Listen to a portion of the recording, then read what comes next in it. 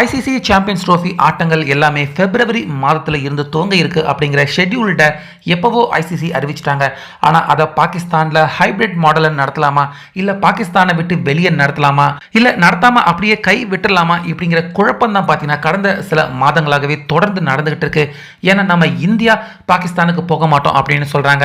பாகிஸ்தான் கண்டிப்பாக இந்தியாவுக்கு வந்து ஐசிசி சாம்பியன்ஸ் ட்ரோஃபியில் இந்தியா கலந்துக்கணும் அப்படின்னு அவங்க வலியுறுத்துறாங்க. இதில் எந்த முடிவு எடுக்க முடியாமல் ஐசிசி குழம்பிக்கிட்டு இருந்த நிலையில் இப்போ கடைசியாக இந்த பிரச்சனை ஒரு முடிவுக்கு இன்னைக்கு வந்திருக்கு. அந்த வகையில் ஹைபிரிட் மாடலில் நடத்த பாகிஸ்தான் ஒத்துக்கிட்டாங்க.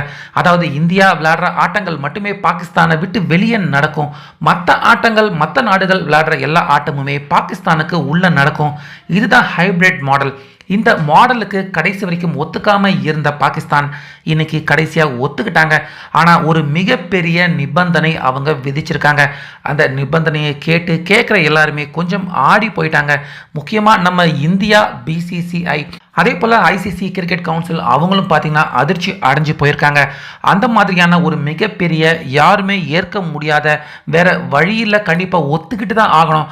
அப்படிப்பட்ட ஒரு ஷாக்கிங் கண்டிஷனை தற்போது பாகிஸ்தான் கிரிக்கெட் போர்டு நம்ம பிசிசிஐக்கும் ஐசிசிக்கும் இந்த கண்டிஷனை போட்டிருக்காங்க.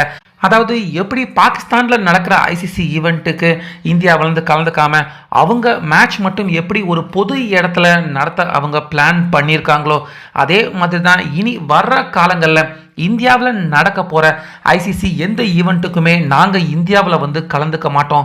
எந்த ஒரு மேட்சுக்கும் நாங்கள் இந்தியாவுக்கு வரமாட்டோம். நாங்கள் விளையாடுற ஆட்டங்கள் மட்டும் இப்போ இந்தியா எப்படி மூன்றாவது நாட்டில் அவங்க விளையாட போகிற ஆட்டங்கள் எல்லாத்தையுமே விளையாட விருப்பப்படுறாங்களோ அதே மாதிரி தான் எங்களுக்கும் இதே மாதிரி ஹைபிரிட் மாடலில் தான் அடுத்து இந்தியாவில் நடக்கிற எல்லா ஐசிசி ஈவெண்ட்டுகளையும் நடத்தணும். நாங்கள் விளையாடுற எல்லா ஆட்டமுமே மூன்றாவது நாட்டில் நடக்கணும்.